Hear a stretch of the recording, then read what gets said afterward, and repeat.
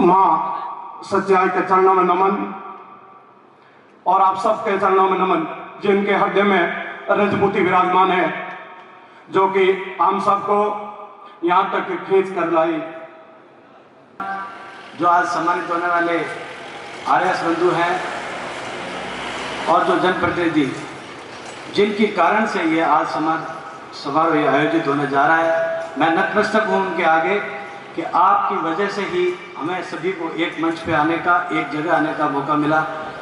आपका पुनः एक बार बहुत बहुत धन्यवाद कि आपने अपने अथक प्रयास और कठिन परिस्थिति से ये मुकाम हासिल किया। जो बच्चे पढ़ते हैं उनके सामने, क्योंकि मैं भी उस क्षेत्र से हूँ, मुझे पता है कि क्या क्या समस्याएं आती है। आरक्षण तो है, उसके अलावा इस बार का जो रिजल्ट और उसको आप देख रहे हो परिस्थितियाँ, उन परिस्थितियों के बावजूद भी यदि छात्र पास आउट होके आए हैं, ये बहुत बड़ी उपलब्धि है। समाज को कर्तव्य ध्वनि से इनका स्वागत करना चाहिए। मैं नतमस्तक होके आपका स्वागत करता हूँ। जो जनप्रतिनिधि अपने पूरे क्षेत्र से पधारे हैं, ये भी बहुत बड़ी चीज़ है कि आप इस कठिन परिस्थिति के बावजूद चुन के यहाँ पधारे और अपना समाज का नाम रोशन किया। इसके लिए आपका बहुत बहुत बधाई, शुभकामनाएं। मेरा भगवान से भी ये प्रार्थना कि आपको नई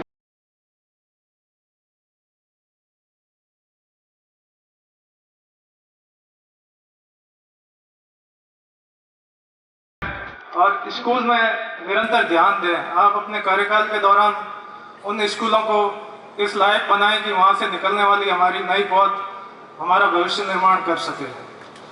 और इसके अलावा एक और भी मुद्दा है कि इस बार का जो आरएस रिजल्ट था, उसमें एक खास बात थी कि लगभग 400 पद बालिकाओं के हिस्से में आए थे और इसमें हमारे समाज की बालिकाओं का हिस्सा शायद न के बराबर था। तो ये लड़ाई अकेले नहीं जीती जा सकती। ये गाड़ी दो पहियों पे चलेगी, एक पहिया यदि कमज़ोर रह गया तो शायद समाज कमज़ोर रह जाएगा।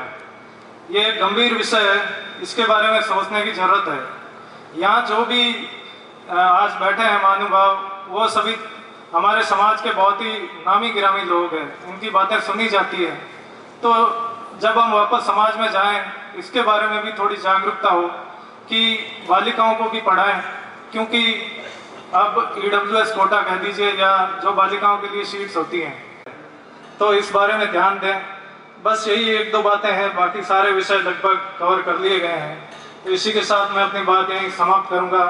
बहुत बहुत धन्यवाद। उन्होंने कहा था कि मुकाबला जो भी हो, जंग हो या जीवन, भरपूर होना चाहिए।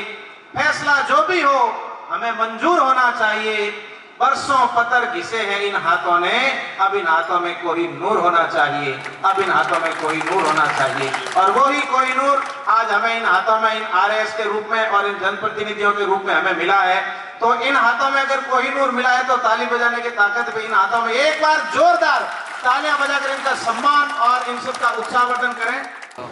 पहले तो मैं ये कहना चाहता हूँ कि आपने ये जो प्रोग्राम कराया है और हमें बुलाया है और हमारी जो हौसला अफजाई की है, उसके लिए बहुत बहुत धन्यवाद। क्योंकि इससे वापस एक ऊर्जा हो गई है कि एक बार और प्रयास करेंगे और अगली बार कोशिश करेंगे और भी अच्छी रैंक लेकर आए।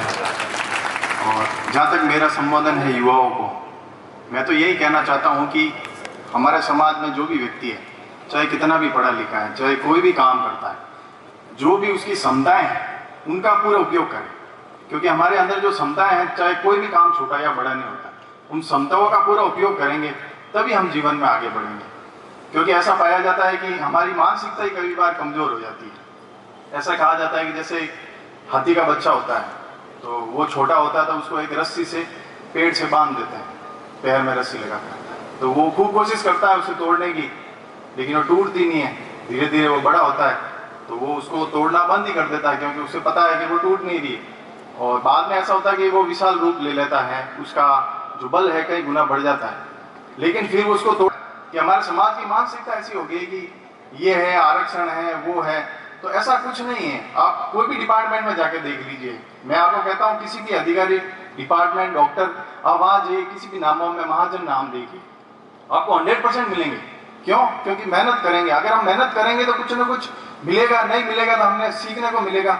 जैसे ब्रिगेडियर साहब ने भी कहा, खेल का क्षेत्र है, 10th है, 12th का रिजल्ट है, इनमें हम अपनी क्षमता का पूरा उपयोग कर सकते हैं। और मैं ये चाहता हूँ कि हम आगे बढ़ेंगे, मानसिकता आगे रहेगी, क्योंकि हमारा हिंदुस्तान है जो आगे बढ़ रहा है, देश की विशाल दुनिया की शक्ति बनने जा रही है। हमारे बच्चे वो हमें हमसे पूछेंगे कि साहब आपने क्या किया, तो उस समय हम क्या जवाब देंगे। इसीलिए है कि इतिहास हमारा अच्छा रहा है, लेकिन हम भी उसी उत्साह के साथ, उसी उत्साह और उमंग के साथ काम करेंगे, अपनी क्षमताओं का उपयोग करेंगे, तभी हम आगे बढ़ सकेंगे। जैसा भी पहले भी कहा चुका है कि जैसे महिला शक्ति हैं, महिलाओं को भी आगे होना होगा, क्योंकि हमारे समाज का आधा तबका वो है, तो उन्हें भी सम्मान देना होगा।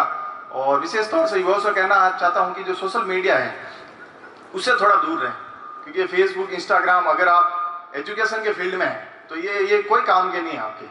तो थोड़ा मुझे लगता है कि हाँ, मेहनत करते हैं तो हमें थोड़ा तकलीफ होती है, लेकिन इसका फल बहुत अच्छा प्राप्त होता है। आपको अनुभव मिलता है, ज़िंदगी में सीखने को मिलता है और आप जीवन में आगे बढ़ते हैं। और जाते हुए मैं ये कहना चाहता हूँ कि जर्रे में जहर रह गुजर कर चमक छोड़ जाऊँगा, आवाज़ अपनी दूर तलक छोड़ जाऊँगा, खामोशियों की मौत गंवारा नहीं मुझे, शीशा हूँ टूट भी गए तो खनक छोड़ जाऊँगा। Thank you.